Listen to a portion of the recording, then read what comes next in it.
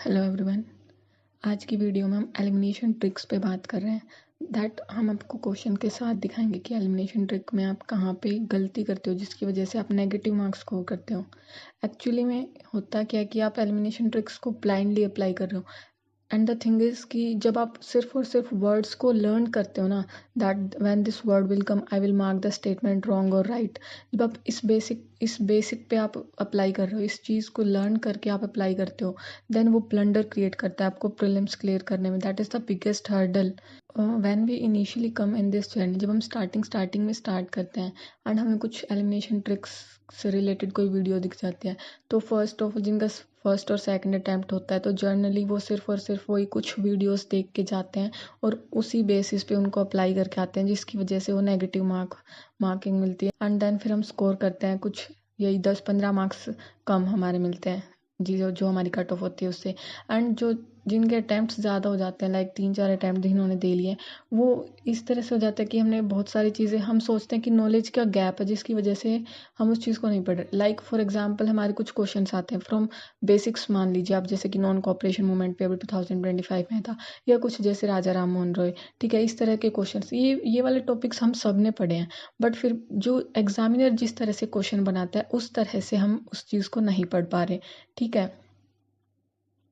और जब हमारी नॉलेज, जब हम ज़्यादा गेन करने लगते हैं, लाइक हमने बहुत सारी बुक्स पढ़ ली, 4-5 अटैम्प्ट्स आप दे रहे हो, तो लगता है कि नॉलेज का गैप है तो उसको कवर करते हैं, ये वाली बुक भी पढ़ ली, वो वाली बुक भी पढ़ ली। एंड देन जब आप ये फिर एलिमिनेशन ट्रिक्स का ऐसा लगता है कि वहाँ पे जाके कुछ अप्लाई नहीं होता, उसके बाद सब बना लेते हैं। जब इस तरह का माइंडसेट बनने लग जाता है तो वो ना ही नॉलेज को अप्लाई कर पाते हैं और ना ही ये एलिमिनेशन ट्रिक्स राइटली अप्लाई कर पाते हैं, ठीक है। इस सारे कन्फ्यूज़न के चक्कर में जो हमें जिस माइंडसेट को बिल्डअप करना चाहिए वो रह जाता है। When you guys learn about this things, जब आप इन चीज़ों को पढ़ रहे हो तो खुद अप्लाई करो जो आपने सीखा है, ठीक है। एंड सीखा भी क्या है कि आप जो स्टेटमेंट का, मैंने जब भी वीडियो बनाई तो हर बार यही बोला है कि वर्ड्स को लेके नहीं बैठना है, उससे जो मीनिंग ड्राइव होता है उस स्टेटमेंट का, उस चीज़ पे डिपेंड करेगा कि वो चीज़ उसको नेगेटिव बना रही है उस स्टेटमेंट को, या फिर वो पॉजिटिव ही उसकी सेंस रह रही है। हर वीडियो में हमने इसी चीज़ के बारे में बात की है कि आप वर्ड्स को लेके मत बैठिएगा कि वर्ड्स को आप लर्न कर रहे हो कि ये वर्ड आ गया तो हम ऐसे उसको अप्लाई करेंगे, नहीं, ये चीज़ नहीं करनी है। लाइक आप इस एग्जाम क्वेश्चन को हम देखते हैं, क्वेश्चन नंबर 8 देखो, 2025 का। इससे हमें काफ़ी क्लैरिटी मिलेगी हम क्या बात कर रहे हैं, ठीक है। अब यहाँ पे हमारे को 3 स्टेटमेंट गिवन है। First one is India accounts for a very large portion of all equity option contracts traded globally, thus exhibiting a great boom. Next is India's stock market has grown rapidly in the recent past, even overtaking Hong Kong's at some point of time. There is no regulatory body either to warn the small investors about the risk of options trading or to act on unregistered financial advisors in this regard. Now हमारे को 3 statements given है, सभी में हमारे को extreme words जिसे आप बोलते हैं वो गिवन है, ठीक है। Like very large portion, all equity options traded, ठीक है। नेक्स्ट वाले में बोला है कि ग्रोन रैपिडली, एंड इसमें बोला है कि नो रेगुलेटरी बॉडी। अब यहाँ से आपको ये चेकआउट करना है कि इनमें से जो नेगेटिव मीनिंग ड्राइव हो रहा है वो कौन सी स्टेटमेंट है।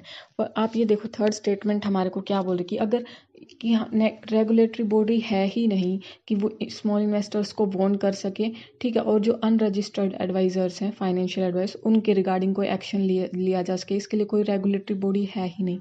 This no is creating a negative effect here, ठीक है। इसका मीनिंग ड्राइव हो गया यहाँ से।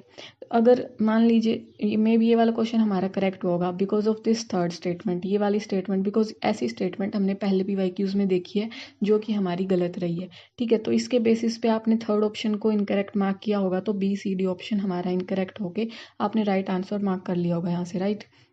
बट इफ़ अगर यहाँ पे थर्ड स्टेटमेंट हमारे को ना गिवन होती, ठीक है, तो हम फर्स्ट और सेकंड जब आप इस चीज़ को कर रहे होते, इस तरह से सोचो, अगर इसी में से आपके अगले साल कुछ क्वेश्चन बन के आता है ऐसा ही, तो फिर हम यहाँ पे ऑल और रैपिडली ग्रोइंग इन सब के बेसिस पे उस स्टेटमेंट को नेगेटिव मार्क करेंगे, ठीक है। और इसी चीज़ को हमें यहाँ से सीखना है। तो थर्ड स्टेटमेंट की वजह यहाँ से हमें पता लग गया कि जो नो है वो यहाँ पे नेगेटिव इफेक्ट क्रिएट कर रहा है, राइट। अगर अब आप एक बार फर्स्ट और सेकंड स्टेटमेंट को ना हिंदी वर्जन से पढ़ के देखते हैं। देखो यहाँ पे क्या बोल रहे हैं कि हाल ही के विगत समय में भारत का स्टॉक बाजार तेजी से बढ़ा है, यहाँ तक कि उसने एक समय इसमें हांगकांग को भी पीछे छोड़ दिया, ठीक, इसमें कुछ भी मतलब कि हिंदी में आपने पढ़ा है इसको, कुछ भी इसमें ऐसा लगा कि बहुत एक्सट्रीम है जिसकी वजह से इसको आप इनकरेक्ट मार्क करोगे।